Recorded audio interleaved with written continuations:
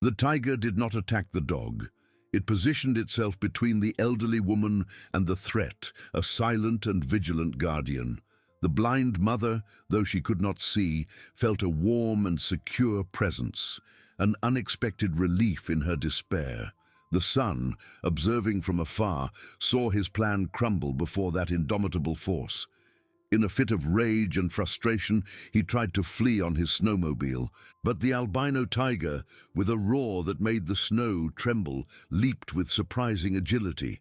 There was no blood, no disembowelment, just the brute force of nature against the machine. With a precise strike of its powerful paw, the tiger crushed and destroyed the snowmobile's engine, leaving the villain trapped in the same isolation and cold he had imposed on his own mother. Justice, at times, comes in claws and teeth, but without shedding a drop of human blood, merely ensuring that fate indeed took care of everything. The silence that followed the tiger's roar and the crunch of the crushed engine was more deafening than any noise. A glacial, heavy silence that settled over the white expanse like a shroud. The son, thrown from the snowmobile by the impact, felt the cold of the snow penetrate his clothes, but it was the cold of fear that truly paralyzed him. His eyes, previously filled with fury, now reflected raw terror. He tried to stand, stumbling, as the vehicle's engine smoked, an open wound in the metallic carcass. It was useless. The snowmobile was dead as his perverse plan. Adrenaline pumped through his veins, no longer from rage, but from panic. He was trapped, isolated, exactly as he had planned to leave his mother. The irony was an invisible whip, lashing at his conscience.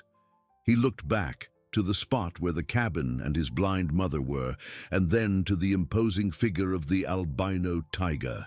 The creature hadn't moved. It remained there, between the elderly woman and the son, a living statue of power and vigilance. Its eyes, like jewels cut from the snow, did not waver. They watched him with an intensity that seemed to penetrate his soul. The son tried to pull the snowmobile's starter cord once, twice, 3 times, with a desperate strength he knew was futile. The engine didn't respond, not even a single groan. With each failed attempt, despair deepened, and the cold, previously just a sensation, now became a real threat, biting at his exposed skin. He was kilometers from any civilization, without communication, without transport. The white forest, once a backdrop for his crime, now transformed into an icy prison. Meanwhile, the blind mother, feeling the tremor of the earth beneath the roar and the sudden silence that followed, heard the distant sound of the snowmobile dying. A wave of relief, strange and inexplicable, enveloped her. The warmth of the presence beside her persisted, an anchor in her world of darkness. She couldn't see, but she could feel. The icy breeze that had previously lashed at her now seemed softened by this protective presence. She extended a trembling hand, hesitant, into the air, as if seeking to touch what she couldn't see. Her fingers brushed against something soft and warm, a thick fur that was not a dog's. A shiver ran down her spine, not of fear, but of an ancestral reverence. The pit bull, which had been the son's tool, had disappeared. The terror of the albino tiger had made it flee into the depths of the forest, a trail of fear and submission in the snow. The immediate threat to the elderly woman's body had been neutralized, not by an act of bloody violence, but by the simple and overwhelming presence of wild nature. The son, finally giving up on the snowmobile, stood up with difficulty. His eyes swept the landscape. There was nowhere to go. The forest was a white labyrinth, and the way back, an impossible journey on foot, especially with night rapidly approaching. He looked at the tiger, then at his mother. A renewed hatred, mixed with a paralyzing fear, bubbled within him. The legendary creature had become his tormentor, and his own mother, the victim he wanted to eliminate, now seemed to be under the protection of a divine force. He needed a plan, but his mind was clouded by shock and cold. The cabin, which he had turned into a trap for his mother, was now his only hope for shelter. But how to get there with the tiger between him and the refuge? And what would the tiger do? Would it continue to protect her, or would it turn against him? Every shadow in the forest seemed to hide a threat, every snap of a branch, a warning. The sun was alone, confronted with the magnitude of his error and the merciless justice of the icy wilderness, under the vigilant gaze of the albino guardian. The sun began to set, painting the sky in cold shades of purple and grey, promising an even harsher night. The true ordeal was just beginning. The night's cold descended like a heavy cloak, tightening the air and stealing the last vestiges of warmth from the sun's body. His fingers, once agile for pulling the starter cord, were now numb, almost useless. The smoke rising from the destroyed snowmobile engine was a cruel reminder of his impotence, a smoke signal for no one but the despair consuming him. He tried to move, but his legs seemed stuck in the deep snow, each step a battle against the weight of fear and exhaustion. The cabin, once a symbol of his macabre plan, was now a beacon of hope, a seemingly unattainable refuge. The albino tiger, for its part, didn't move an inch. Its imposing silhouette, almost ghostly in the growing twilight, remained between the sun and the mother, an insurmountable barrier of flesh and instinct. The tiger's eyes, once jewels in the snow, now shone with an emerald glow, reflecting the little light remaining on the horizon. There was no explicit anger in its gaze, only a cold, calculating vigilance, the patience of a predator that knew time was on its side. The blind mother, feeling the air grow denser and colder, pressed her trembling hand against the soft, warm fur beside her. The tiger's presence was a paradox, wild yet protective, imposing yet gentle. She didn't know what it was, but she knew she wasn't alone. The warmth emanating from the creature's body was a balm against the cold that enveloped her, and the animal's silence, a melody of security in her world of darkness. She raised her face as if she could feel the immensity of the night sky opening above, and a solitary tear traced a path down her time-worn face, a tear of gratitude and perplexity. The sun, observing the scene, felt a shiver that wasn't just from the cold. The image of his mother, whom he had abandoned to die, now being protected by a legendary creature, was a direct blow to his sanity. Hatred bubbled, mixed with a growing terror. He needed to reach the cabin. With each passing minute, the cold became more unbearable.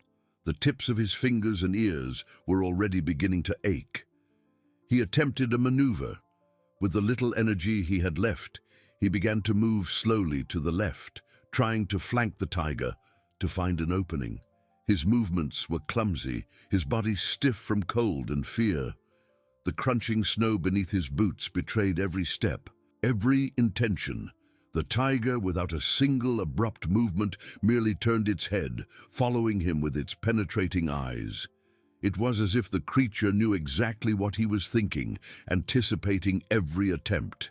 The sun quickened his pace slightly, his breath coming in gasps, forming white clouds in the frozen air. He imagined that if he could create enough distance, perhaps the tiger wouldn't bother to pursue him, as long as he moved away from his mother. It was a vain hope, born of desperation. The tiger, with surprising agility for its size, took a lateral step, always keeping itself between the sun and the elderly woman. There was no roar, no explicit threat, just the silent reaffirmation of its position. It was a living, unshakable barrier. The son's frustration turned into blind fury. He stopped, stamping his foot in the snow, and childish gesture of impotent rage. "Get out of my way!" he yelled, his voice hoarse and choked by the cold and emotion. The sound was lost in the white expanse, echoing only in his own troubled mind. The tiger did not react to the shout, merely observed him, as if he were an annoying fly. Insignificant before the majesty of nature, darkness swallowed the last ray of sun. Stars began to dot the sky, cold and distant, silent witnesses to the unfolding drama. The temperature plummeted rapidly.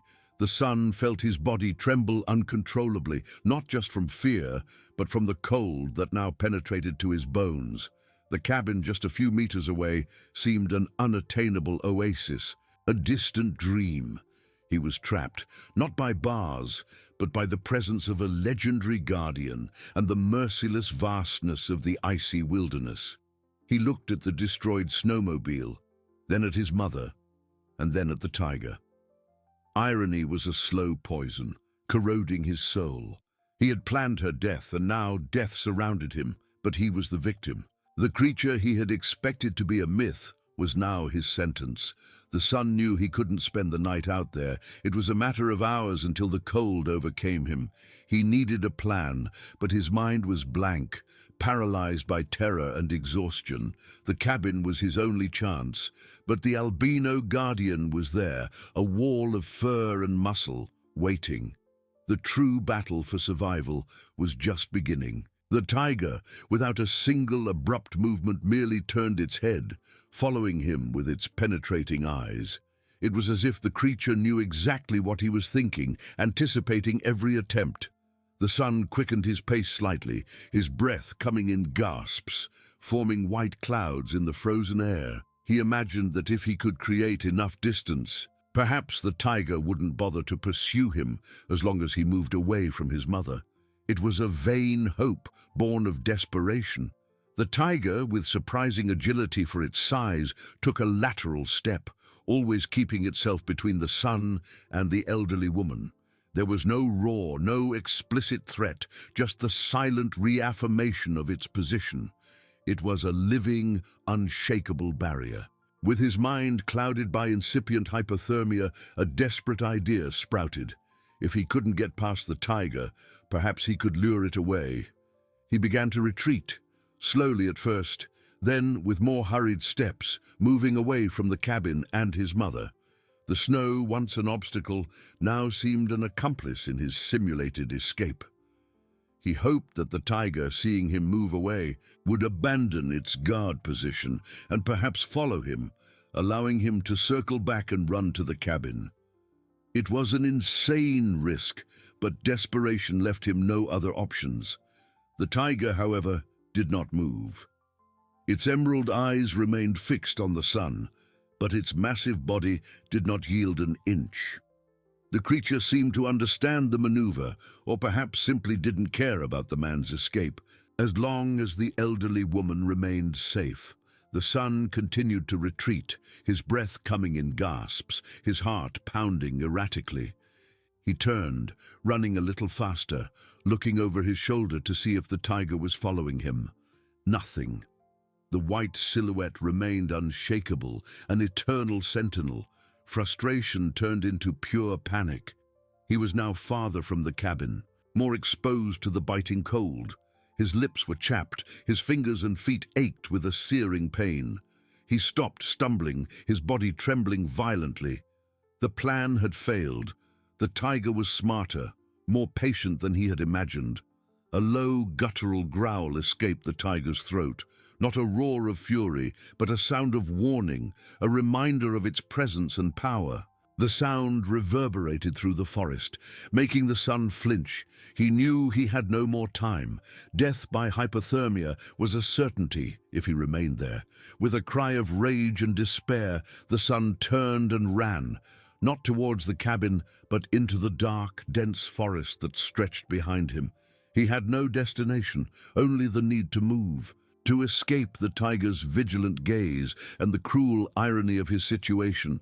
Every step was an agony, the deep snow sucking his energy. He threw himself among the trees, dry branches scratching his face and clothes. The darkness was almost total there, only the faint light of the stars filtering through the treetops.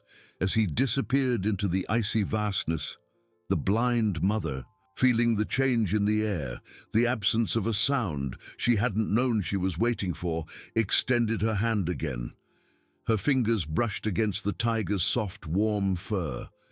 The creature, in response, rubbed its head against her hand, a gesture of comfort and reaffirmation. The warmth of its body was a shield against the relentless night. She was safe. The albino guardian had fulfilled its promise, and the white forest, a silent witness, swallowed the sun in its icy embrace. The true night of ordeal had only just begun for him, lost and alone, while the mother, in the heart of darkness, found unexpected peace. The forest swallowed the sun, not with a roar, but with an oppressive silence and a darkness that seemed to have weight. Every step in the deep snow was a battle, every branch that whipped his face a cruel reminder of his desperate flight. The cold, once an annoyance, transformed into a tangible enemy, an invisible predator that hunted him relentlessly. He felt his lungs burn with each breath, the icy air tearing at his throat. The adrenaline that propelled him began to wane, giving way to overwhelming exhaustion. He stumbled, falling to his knees in the soft snow, the impact sending a wave of pain through his already numb body. He tried to stand, but his legs felt like lead, heavy and unresponsive. His mind, once sharp with machinations and cruel plans, was now a whirlwind of fragments, memories and fears. Where was the cabin? Where was he going? The forest was an endless labyrinth, the trees twisting into ghostly shapes, their dry branches like claws ready to grab him. The terror of the tiger, which had driven him into the forest, now mingled with a more primitive panic, the fear of being lost, alone, at the mercy of relentless nature. Indistinct sounds, the rustling of the wind through the treetops, the snapping of branches under the snow, the distant howl of a wild animal, everything transformed into threats in his troubled mind. He was lost, completely and irremediably lost. Suddenly, a sound. Not the wind, not a distant animal, but a low, guttural growl. Not from the tiger, but from something else. Lucas, in his stupor, barely registered it, but the tiger in the clearing raised its head, its emerald eyes narrowing. Its posture shifted from serene guardian to alert predator. The sound repeated, closer now, coming from the direction where Lucas had dragged himself. A subtle, yet unmistakable scent drifted on the icy air, a scent the tiger knew well. Wolves. Not one, but a pack. The forest, which seemed to have swallowed Lucas in its silence, now revealed its other inhabitants, and they were hungry. Lucas's ordeal, far from over, was about to take an even darker turn, as the albino guardian prepared to face a new threat, maintaining its promise of protection to the blind woman, oblivious to the horror unfolding in the depths of the forest.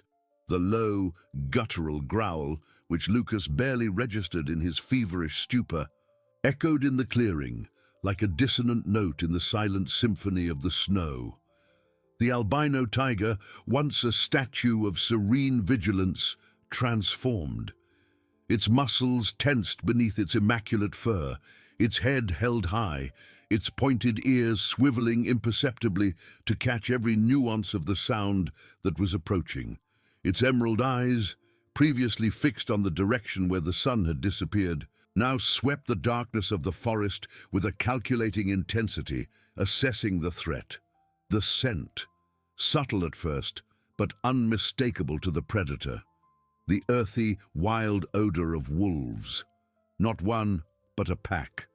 The forest, which seemed to have swallowed Lucas in its oppressive silence, now revealed its other inhabitants, and they were hungry. The icy air, which previously carried only the pure aroma of snow and pine, now bore the promise of violence, of hunt, of death.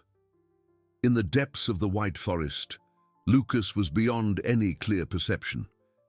His body, an empty shell of pain and exhaustion, barely responded to the commands of his fragmented mind. He dragged himself more by instinct than will, his numb fingers scratching the snow, each movement a monumental effort. The cold had infiltrated his bones, his soul, and sleep. The treacherous invitation was almost overcoming the last spark of his consciousness. He didn't hear the growls that grew closer, more audible. He didn't feel the ground tremble slightly under the weight of agile paws in the snow. His vision was a grey blur, his hearing a distant hum. But the forest heard, and the wolves, ancestral predators, had a keen nose for weakness. The scent of blood, even if subtle from a wounded and collapsing body, was an irresistible beacon. The pack, moving like ghostly shadows among the trees, surrounded its prey with brutal efficiency, a deadly silence broken only by the occasional snap of a branch under a paw. Maria, nestled against the tiger's warm flank, felt the change. The animal's soft, steady breathing became deeper, more tense. The powerful rhythm of its heart, which she felt against her own, quickened slightly. A shiver ran through the tiger's fur, and she realized it had risen, its posture now rigid, alert. In her world of darkness, she relied on sensations and the feeling of imminent danger. Coming from her guardian was unmistakable. She didn't know what it was, but she knew the tiger was ready to fight. A wave of fear struck her, not for herself, but for the animal protecting her.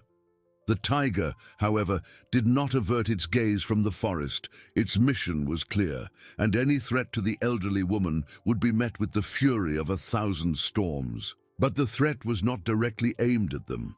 Not yet.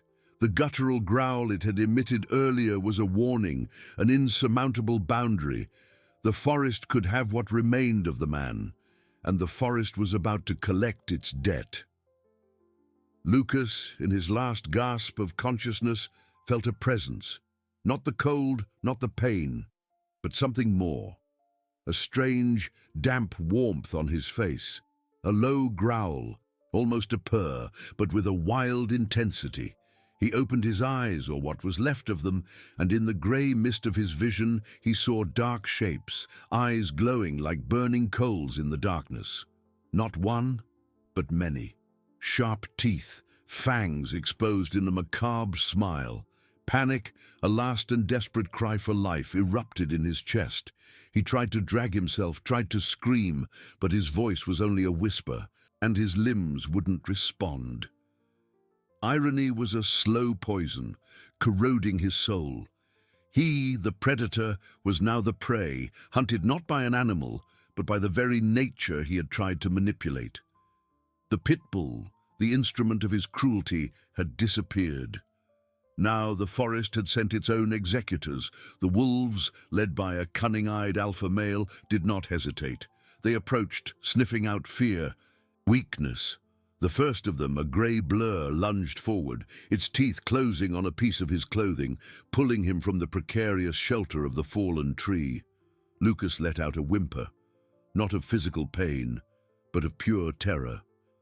He saw the final darkness approach, not as an icy embrace, but as a brutal, relentless assault. In the clearing, the tiger heard the muffled sounds of the struggle, the growls, the whimpers that quickly died out. Its emerald eyes gleamed in the dim light, observing the dance of life and death unfolding at a safe distance. It did not intervene. Its mission was Maria. The man had crossed a line, and the forest, in its savage justice, was collecting its price. The night of ordeal had only just begun, and the white forest, a silent witness, had claimed its victim. Silence reigned once more, broken only by the wind and the constant breathing of the albino guardian, who maintained its promise of protection to the blind woman, oblivious to the horror that had unfolded in the depths of the forest. The silence that followed the brief and brutal feast of the wolves was not the same silence as before. It was a heavy silence, laden with a dark truth that the forest, in its ancestral wisdom, seemed to whisper. Maria, nestled against the tiger's warm flank, felt the change in the air. The tension that had coursed through the animal's body lessened, but did not completely disappear. The albino guardian's breathing returned to a more constant, deep rhythm, but there was still a palpable vigilance in its posture. It had not moved, its emerald eyes still sweeping the darkness, but the immediate threat had been neutralized. She didn't know what had happened, not with the visual clarity most people possessed, but her other senses, sharpened by perpetual darkness, grasped the essence of that moment, the subtle metallic scent of blood that the wind carried from afar, the distant growls that died out, the absence of any sound of human struggle. Intuition, that inner compass that had guided her through so many years of blindness, told her that her son, Lucas, was no longer there. Not in the way he had left. A wave of complex emotions washed over her. There was no joy, not even pure relief. There was a deep sadness, the pain of a mother who, despite everything, had loved the son who betrayed her. But there was also a strange sense of justice, of a cycle completing itself. Lucas had sown cruelty, and the forest, in its savage impartiality, had reaped. She extended her hand again, her fingers finding the tiger's soft, dense fur. It did not flinch. On the contrary, it seemed to accept her touch, a silent connection between human fragility and the indomitable force of nature. The tiger, for its part, felt the forest breathe. The scent of the wolves began to dissipate, carried away by the icy wind. The prey had been consumed, and the pack was already moving away, returning to their dens.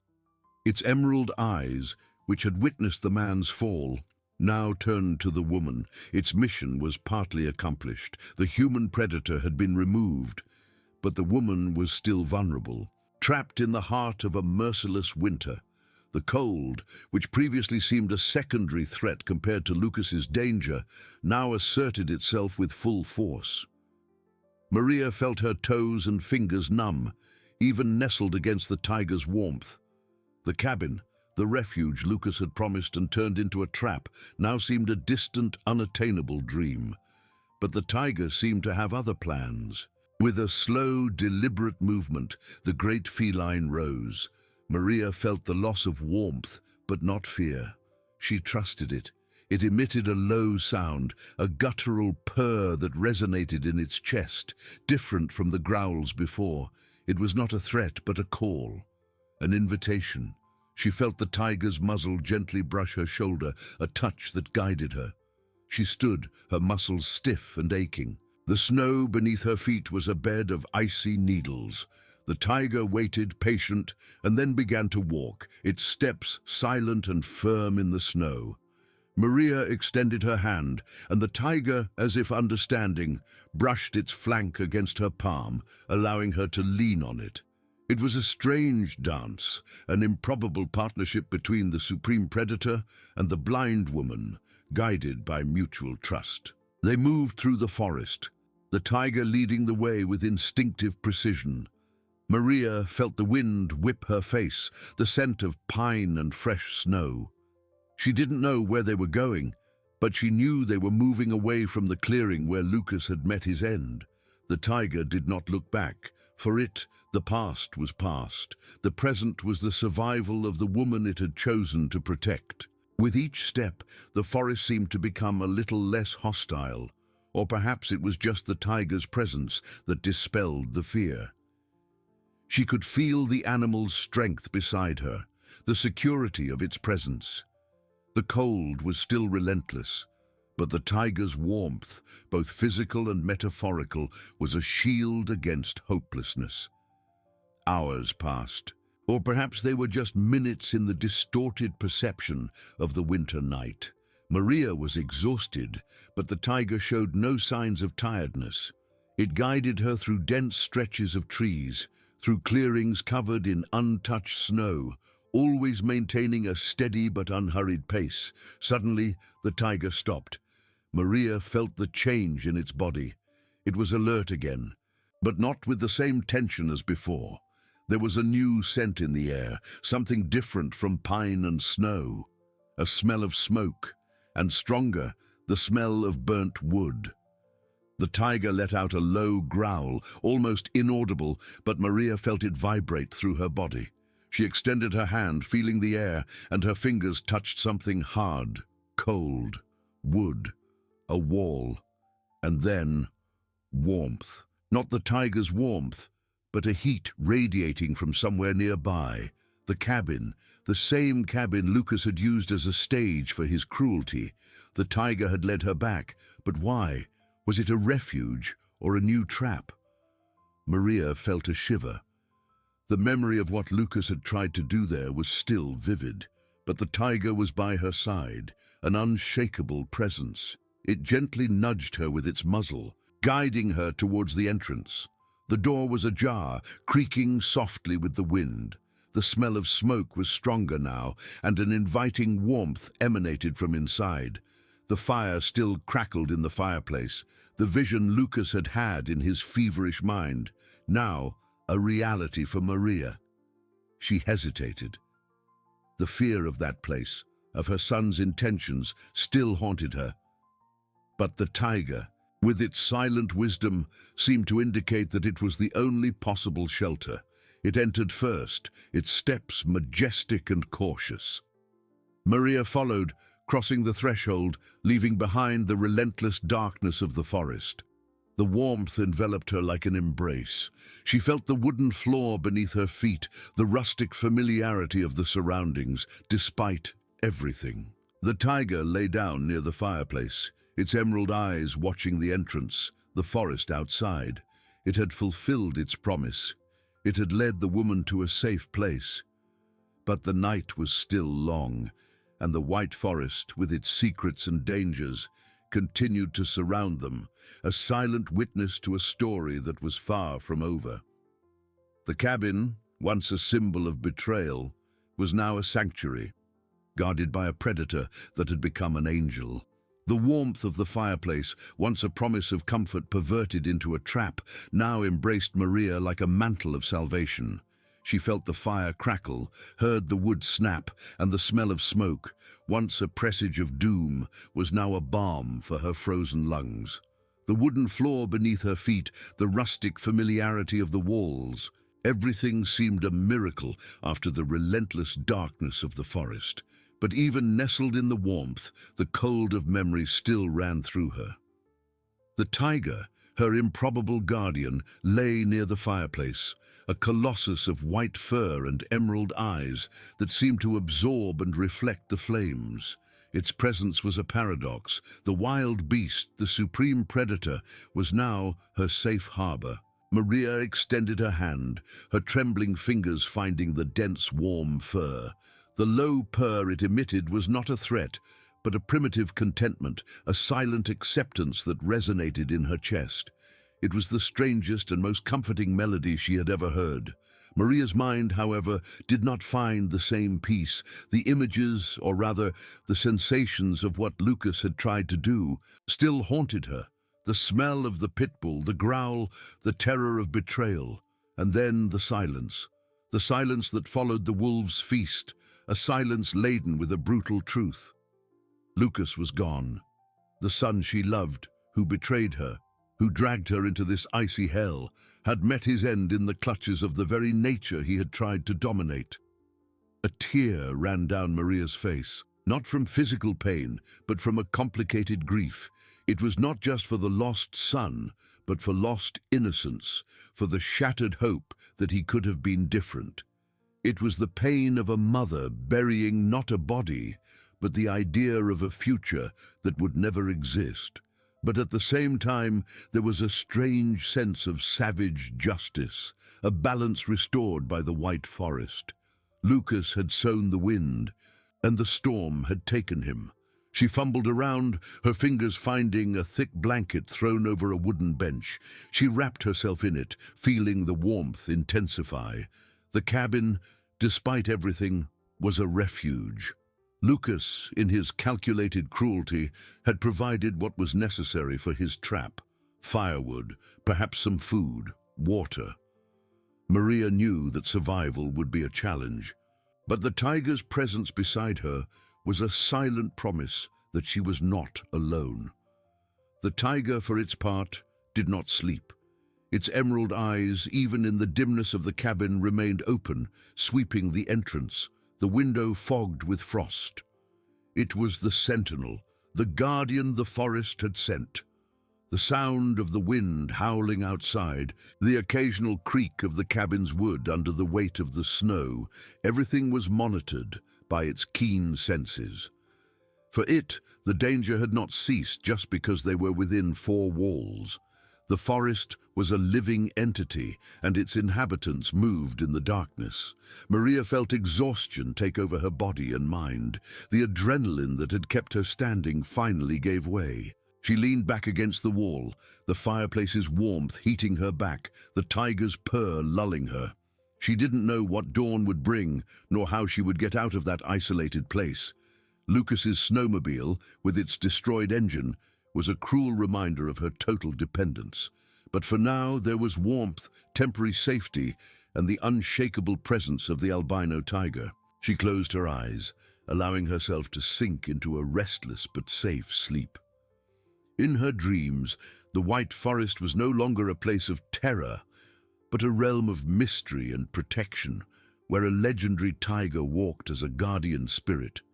The scent of pine and snow, the warmth of the fire, and the animals deep breathing beside her were the last sensations before darkness enveloped her. The night, however, was far from over. Outside, the forest continued its cold, silent dance. Stars shone mercilessly over the white veil, and the distant echoes of wolf howls, though fainter, could still be heard by those who knew how to listen.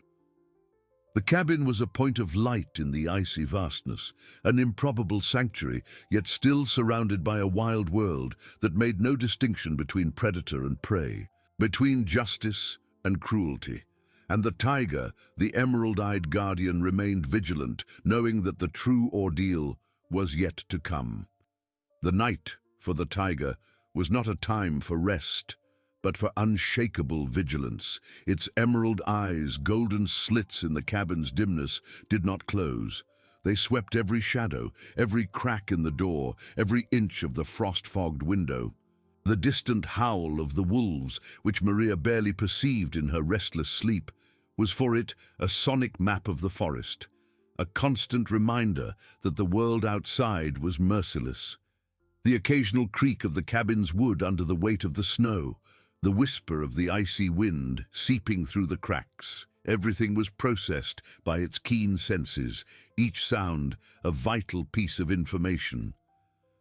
Maria, nestled in the blanket, felt the warmth of the fireplace and the tiger's imposing presence as a shield against the terror that had haunted her. Her dreams were fragmented, glimpses of a happy past with Lucas, quickly obscured by shadows and growls. She saw her son smile as a child, the promise of a future, and then the image distorted, transforming into the cold, calculating gaze he had directed at her before unleashing the pit bull. The scent of pine and smoke in her dreams was mixed with the metallic odor of blood, a phantom memory that made her tremble even in her deep sleep. The tiger, sensing her discomfort, let out a low purr, a vibration that traveled through the wooden floor and reached Maria, calming her. It was a sound of protection, a reminder that she was not alone. It moved slightly, its massive body blocking the draft coming from the half-open door, an instinctive act of care. The cabin, once a stage for betrayal, was now a cocoon of warmth and safety, guarded by a beast that had rewritten the rules of nature. Hours dragged on, marked only by the gradual dying of the fire in the fireplace and the silence that, at times, swallowed the distant howls. The tiger, in its ancestral wisdom, knew that the greatest danger was not what lurked in the darkness, but the very darkness dissipating, revealing the harsh reality of dawn. The true ordeal would not be the fight, but survival in a world that did not forgive weakness. As the first pale rays of sun began to tint the horizon a bluish gray, filtering through the small windows of the cabin, Maria began to awaken. The cold, which had been temporarily fended off by the fire and the tiger, now made itself felt with greater intensity. The fireplace was almost out, only dying embers emitting a weak warmth. She fumbled around, feeling the blankets slip, and the icy air stung her skin. The tiger rose, its movements fluid and silent. It stretched, its powerful muscles contracting and relaxing, and then approached Maria. She felt its moist, warm muzzle brush her hand, a silent invitation to rise. Exhaustion still weighed on her limbs, but her mind, now clearer, began to process the situation. Lucas was gone. The snowmobile was destroyed. They were isolated in the middle of a vast and relentless forest. The cabin, though a temporary refuge, was not a permanent solution. There was no food, no easily accessible drinking water, and the cold was a constant enemy. Despair threatened to engulf her, a bottomless pit of fear and uncertainty. But then she felt the tiger's presence. It was there, a beacon of strength and resilience. She extended her hand and touched its dense fur, feeling the vibration of a low purr. It was a sound that said, "We are not lost, we are together." The tiger walked to the door, pushing it open a little further with its muzzle. The icy air invaded the cabin, bringing with it the smell of fresh snow and the promise of an equally cold day. Maria stood, her muscles protesting, and followed the sound of the tiger's steps. She knew it wouldn't lead her to death. It had saved her. It would guide her. Beside the door, the tiger stopped. It looked out, its emerald eyes fixed on the white immensity that stretched as far as the eye could see. For Maria, the world was a blank canvas, an icy void. But for the tiger, it was a complex map of trails, scents, and sounds. It was her guide, her guardian, her only hope. Maria felt the wind whip her face, the cold penetrate her clothes. The white forest, once a scene of terror, now seemed a challenge. She didn't know what the day would bring, but she knew that with the tiger by her side, she would face whatever came. The true ordeal had arrived, and it was not a sudden attack, but the slow and relentless battle for survival in a wild world, where the only law was that of nature and the only hope, the improbable alliance between a blind woman and a legendary predator. The journey was just beginning. Dawn brought no relief, but a brutal clarity of reality. The cold, once a whisper, was now an icy embrace that penetrated to the bones. The dying embers in the fireplace were a cruel reminder of the transience of warmth, and the air entering through the half-open door carried with it the biting scent of snow and the promise of an equally relentless day. Maria fumbled around, feeling the blanket slip, and the icy air stung her skin. Exhaustion still weighed on her limbs, but her mind, now clearer, began to process the situation. Lucas was gone. The snowmobile was destroyed. They were isolated, in the middle of a vast and relentless forest. The cabin, though a temporary refuge, was not a permanent solution. There was no food, no easily accessible drinking water, and the cold was a constant enemy. Despair threatened to engulf her, a bottomless pit of fear and uncertainty. But then she felt the tiger's presence. It was there, a beacon of strength and resilience. The animal rose, its movements fluid and silent, stretching with a wild elegance. Maria felt its moist, warm muzzle brush her hand, a silent invitation to rise. She extended her hand and touched its dense fur, feeling the vibration of a low purr. It was a sound that said, "We are not lost, we are together." The tiger, with a gentle movement of its head, indicated the direction. Maria, trusting with every fiber of her being, took the first step out of the cabin. The soft snow yielded beneath her feet, and the intense cold made her lungs ache. She extended her hands, trying to feel her way, but the white vastness was overwhelming. The tiger, however, seemed to know exactly where to go. It walked a little ahead, its massive body forging a path in the deeper snow, and Maria followed, her feet seeking the animal's paw prints like a beacon in the darkness of her blindness.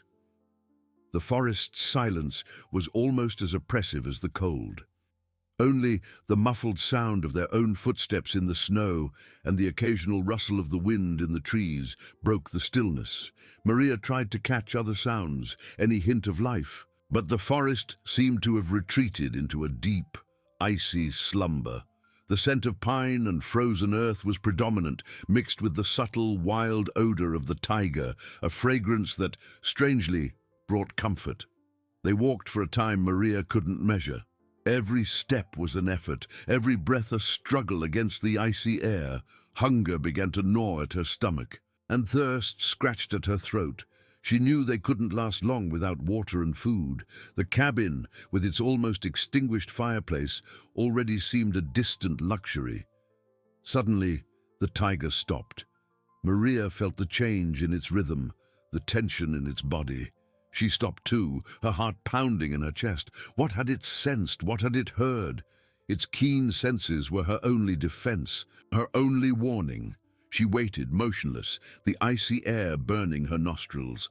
The tiger let out a low growl, almost inaudible, but laden with a warning. Maria felt the hair on her neck bristle. Then the sound came, faint at first, but unmistakable.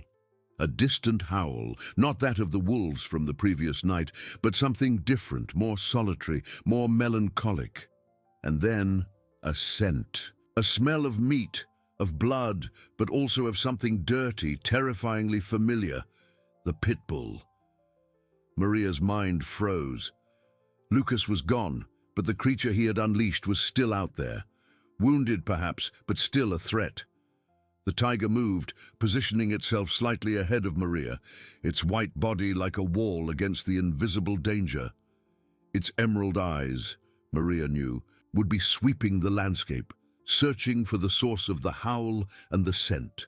Time seemed to freeze. Every falling snowflake was a hammer striking the silence. Maria extended her hand, feeling the cold air, searching for the tiger, and her fingers found its dense, warm fur. It was a contact that brought a paradox, the certainty of protection and the reminder of the savagery that surrounded them. She squeezed its paw, a silent gesture of trust and supplication.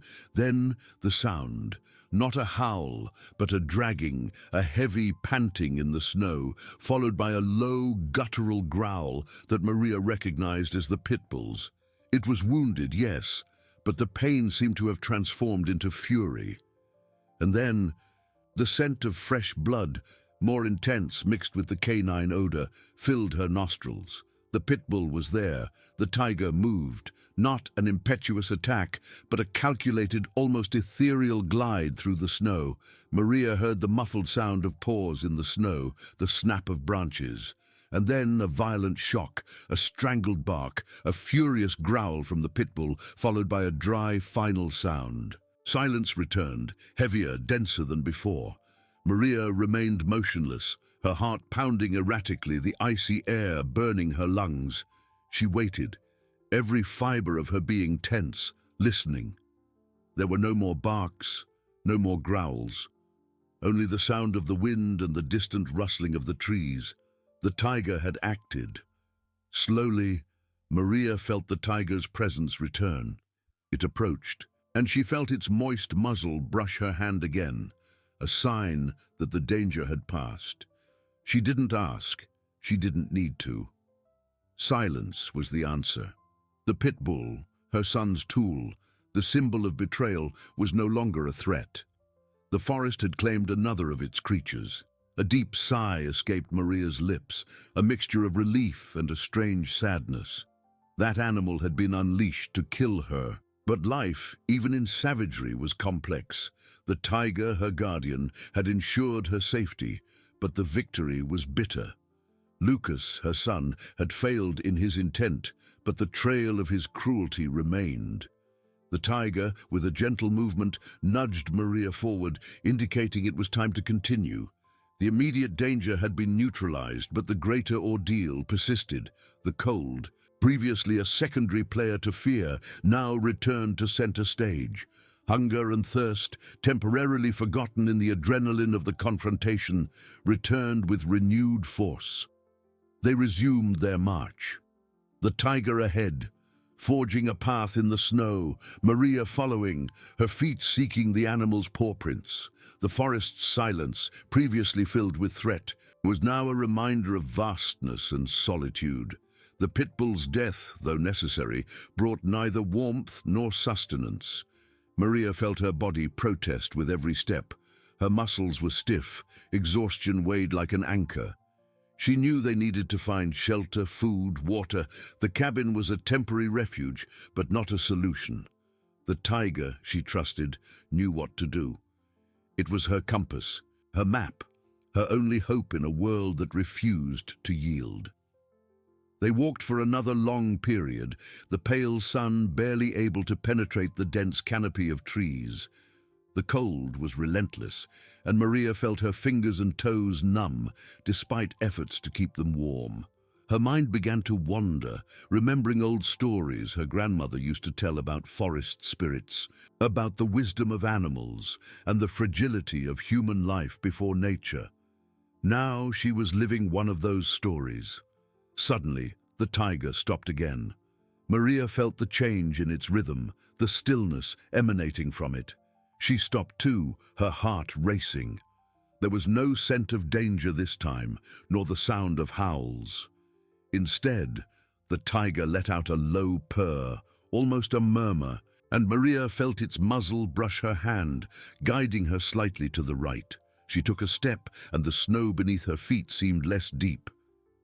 The scent changed, a different aroma, wetter, earthier.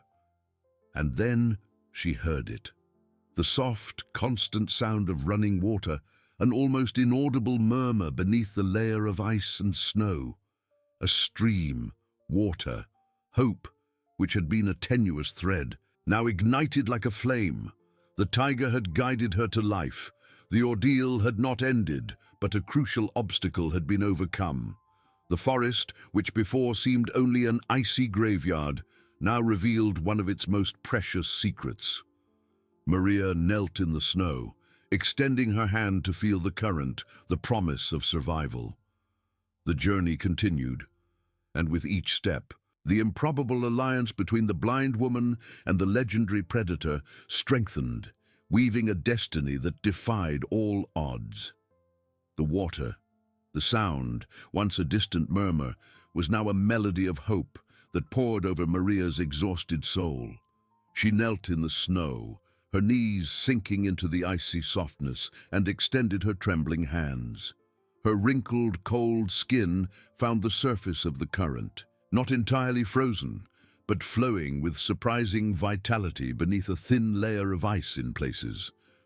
The tiger beside her let out a more audible purr now, a deep, vibrant sound that Maria felt in her chest, as if the animal itself shared her relief. Carefully, Maria broke the thin crust of ice with her fingertips, feeling the icy, pure water run between them. She brought her hands to her mouth, eagerly sipping the liquid. It was a taste of life, of earth, of mountain that washed away the dryness in her throat and the exhaustion in her body. Each sip was a balm, a promise that survival was still possible. The tiger watched, its emerald eyes fixed on her, a protective stillness emanating from its massive body. It itself bent down, drinking from the current with silent dignity, its whiskers brushing the water's surface. Thirst was quenched, but the cold and hunger persisted, now with even greater clarity. The energy renewed by the water was fleeting. Maria knew they couldn't stay there for long. The sun, if it could even be called that, was already beginning to dip in the sky, and twilight in the white forest was a harbinger of even more intense cold. They needed shelter, they needed warmth. The tiger, as if reading her thoughts, rose with a fluid movement. It brushed its muzzle against Maria's hand again, a gentle touch that prompted her to stand. The journey was not over. The water was only the first step. It turned, not following the stream, but entering the forest in a different direction, its steps firm and silent in the snow. Maria followed, her feet still seeking the guardian's paw prints, her keen senses trying to decipher the signals the tiger caught. The scent of pine and frozen earth was now mixed with a new aroma, denser, more mineral. A smell of stone, of trapped dampness. The terrain began to grow more uneven, with elevations and depressions that Maria felt beneath her feet. The tiger slowed its pace, and Maria felt the tension in its body again, not of imminent danger, but of calculated caution. It was looking for something. Suddenly, the air grew heavier, the sound of the wind muffled. Maria extended her hand, and her fingers found a cold, rough surface, rock, a stone wall. The tiger let out a low purr, almost an invitation. It had guided her to a cave, shelter. Hope, which had been merely a breeze, now became a strong wind. Maria fumbled at the entrance, feeling the damp, cold darkness. Yet it promised protection against the biting wind and the snow that was beginning to fall again. The smell of earth and stone was strong, mixed with a subtle wild odor, perhaps from other animals that had sought refuge there before. The tiger entered first, its massive body disappearing into the darkness. Maria hesitated for a moment, the darkness for her being absolute, but her trust in the animal was greater than her fear. She took a step, then another, entering the cold womb of the mountain. The ground was uneven but dry compared to the snow outside. She felt the tiger move beside her, and then it lay down, a comforting warmth radiating from its body. Maria sat down, leaning against the cave wall. The cold still penetrated her, but the absence of the biting wind was already an immense relief. She could feel the tiger's scent stronger now, a wild odor that, to her surprise, brought a sense of security. She extended her hand and found the animal's dense fur, sinking her fingers into it. The tiger purred again, a sound that echoed softly in the cave. Hunger, however, was a searing pain. The water had only awakened her appetite. Maria knew that shelter was vital, but without food, her strength would quickly drain away. She wondered what the tiger would do. It was a predator, a hunter. It had protected her, guided her. Would it also feed her? The idea was absurd, and at the same time, the only hope she had left. The silence of the cave was deep, broken only by the tiger's soft breathing and the muffled sound of the wind outside. Maria closed her eyes, though it made no difference to her sight. She tried to warm her hands, rubbing them together, but the cold seemed to have infiltrated her bones. Exhaustion dominated her, and she knew she needed to rest, even if hunger tormented her. Suddenly the tiger rose. Maria felt the movement, the sudden absence of its body heat. The purr ceased.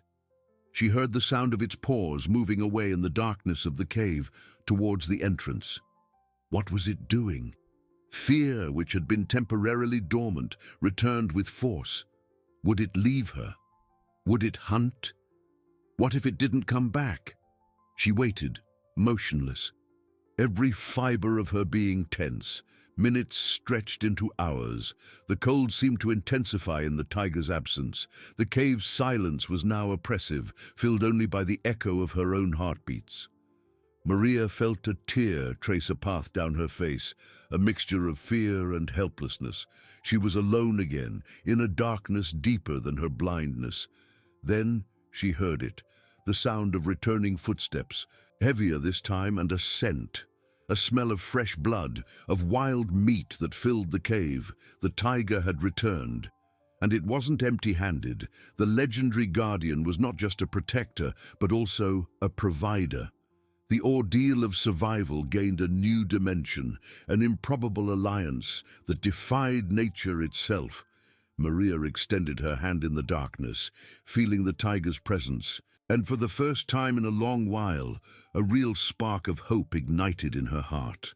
The scent, a wild, primal aroma, warm and metallic that filled the cave and awakened Maria's oldest instincts: blood, meat, life.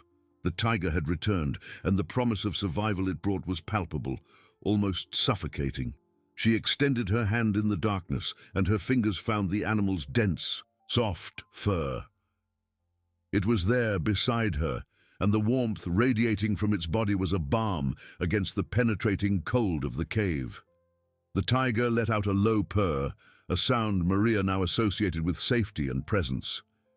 Then she felt it. Something damp and heavy was gently deposited near her hand. The scent intensified, and Maria knew, without needing to see, that it was the prey the tiger had brought. A mixture of gratitude and a deep, almost atavistic dread washed over her. She was a blind woman, an elderly woman, and there she was, in the darkness of an icy cave, facing a raw, wild meal. Her fingers hesitated, trembling slightly. The idea of touching, let alone eating, raw, bloody meat was repulsive. Her entire life she had lived by the precepts of civility, of prepared, cooked, seasoned food. But hunger, hunger was a wild beast gnawing at her insides, more relentless than any taboo. She felt the tiger move, its muzzle brushing her hand, a gentle nudge, almost an insistence. It wouldn't abandon her. It had hunted for her. With bated breath, Maria extended her hand again, her fingers finding the irregular, cold surface of the meat. It was soft, still warm, and the smell of blood was strong. She felt the texture, the dampness, and a shiver ran down her spine, but hunger was stronger. She remembered stories of her ancestors, of how humanity had survived in the ice ages, of the brutality and beauty of nature. She was living that story now. The tiger, as if understanding her hesitation, let out a low growl. Maria felt the animal lower itself, and then a movement. She heard the sound of meat being torn, a wet, strong snap. The tiger was preparing the meal for her. It was tearing off smaller, more manageable pieces. A lump formed in her throat. This legendary predator, which could have killed her in an instant, was acting as her provider, her guardian. A piece of meat, smaller and easier to hold, was gently pushed against her hand. Maria felt the texture, now less intimidating. She brought it to her mouth, her teeth finding the soft, fibrous meat. The taste was intense, wild, metallic, and earthy. But above all, it was the taste of life. She chewed, feeling the energy spread through her body. Each bite was a victory, a challenge overcome, an acceptance of her new reality. She ate slowly, savoring each piece, feeling strength return to her exhausted muscles. The warmth of the meat, the richness of the flavor, was a stark contrast to the cold of the cave. The tiger remained by her side, eating its own share of the hunt with silent dignity. The sound of its teeth and claws, a testament to the brutality and beauty of the food chain. Maria felt no fear of it, only a deep gratitude, and a connection that transcended human understanding. When she finished, she felt sated in a way she hadn't in days. Hunger, the searing pain, had been appeased. She leaned against the cave wall, the tiger's warmth beside her, feeling a strange and deep peace. The darkness was still absolute, but it was no longer oppressive. It was a protective mantle, a refuge. The scent of pine, earth, and now meat and blood was the aroma of survival. Maria extended her hand and stroked the tiger's fur again, feeling the vibration of its purr. It was her sight, her guide, her hunter. It was proof that even in the depths of despair, life found a way, and compassion could blossom in the most unexpected places. The improbable alliance between the blind woman and the legendary predator had been sealed not only by protection, but now also by provision. She closed her eyes, allowing exhaustion to overcome her. Sleep, which once seemed an unattainable luxury, now invited her. But even on the threshold of rest, Maria's mind could not completely forget the lingering threat. Her son, the monster who had abandoned her to die, was still out there. The cabin, the destroyed snowmobile, were reminders of his cruelty. The forest had offered shelter and food, but the journey to true safety was still far from over. The night would be long, and dawn would bring new challenges, but Maria knew she was not alone. The guardian of the White Forest was by her side, and together They would face whatever came. Sleep, finally, came. A deep, restorative sleep, cradled by the tiger's warmth and the muffled sound of the wind outside. Maria did not dream. She simply existed, immersed in a darkness that, for the first time, was not synonymous with helplessness, but with refuge. When she awoke, she couldn't say how much time had passed. Hours? An entire night. The cold still enveloped her, but the searing pain of hunger had disappeared, replaced by renewed energy, a warmth that seemed to come from within. She extended her hand and found the tiger's dense fur, which was still by her side, its soft purr vibrating in her chest. It was her anchor, her compass in this sea of darkness and ice. The cave's scent was now familiar. Damp earth, cold stone, the tiger's wild aroma, and a metallic trace of the previous night's hunt. Maria felt a strange mix of gratitude and iron determination. She had survived, thanks to it. But survival in the cave was only a postponement. Outside, the world was still dangerous, and the threat of her son, the cruelty he represented, still loomed like an icy shadow. She needed to move forward. She needed to find a way back, not to the life she knew, but to a new one where betrayal could not reach her. The tiger rose, its movement smooth but powerful. Maria felt the absence of its warmth, and the tension returned. But not fear. It was a tension of expectation. It would guide her again. She stood too, her muscles aching but stronger. The uneven cave floor was a challenge, but she moved with new confidence, her senses sharpened by the darkness and experience.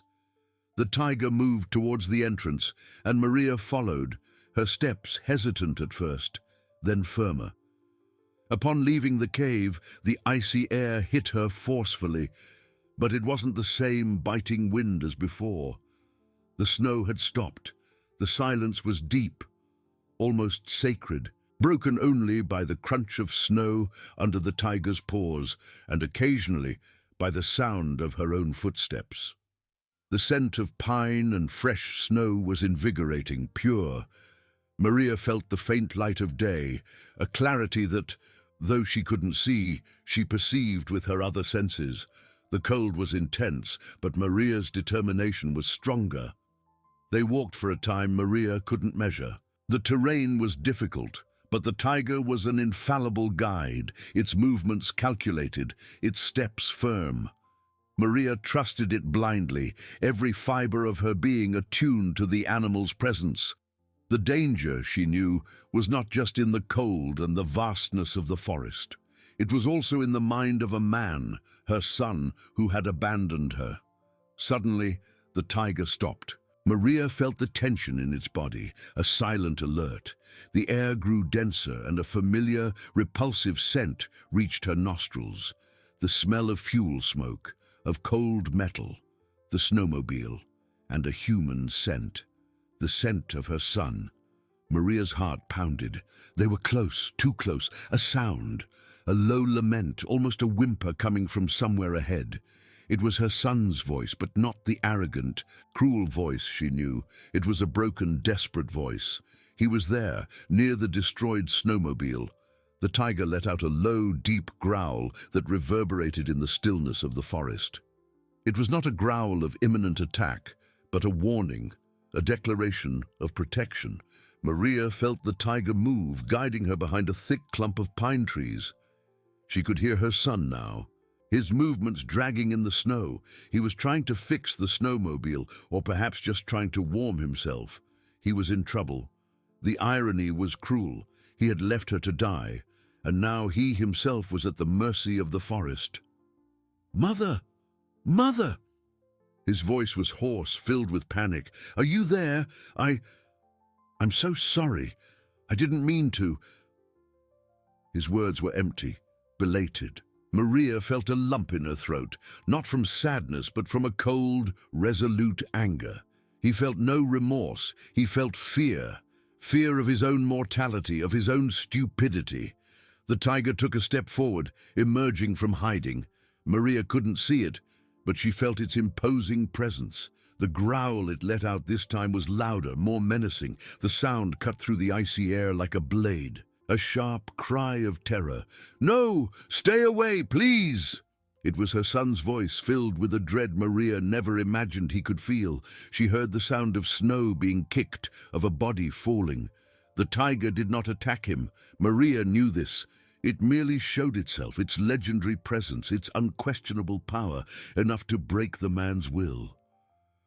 Silence returned, heavier than before. Maria felt the tiger return to her side, its massive body a silent comfort. She extended her hand and found its fur.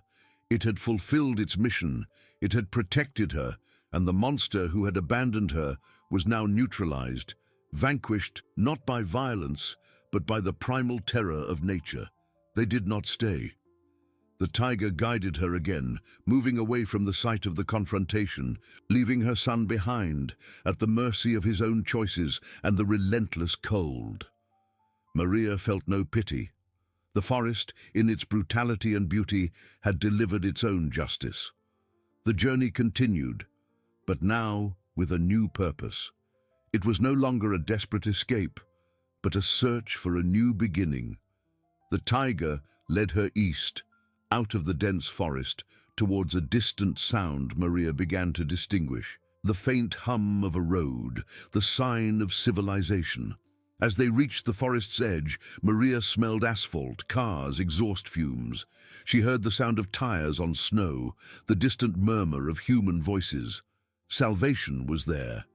She turned, extending her hand to the tiger. It was there, its imposing presence, its comforting warmth. It had fulfilled its promise. The tiger let out a low purr, a sound of farewell. Maria felt the movement of its body as it moved away, disappearing back into the white forest, into its realm of snow and mystery. She did not see it go, but she felt its absence, an emptiness that was both sad and filled with eternal gratitude. Maria was alone again, but not helpless. She was wounded, yes, but not broken. The forest had taken much from her, but it had also given her something invaluable, proof that life finds a way, that compassion can emerge in the wildest places, and that even in the deepest darkness there is always a guardian lurking, ready to light the way. She took a step towards the sound of the road, her senses sharpened, her heart filled with a strength she never knew she possessed. The journey to true safety had only just begun, but Maria knew she was no longer blind. She had seen the truth, and the truth had set her free.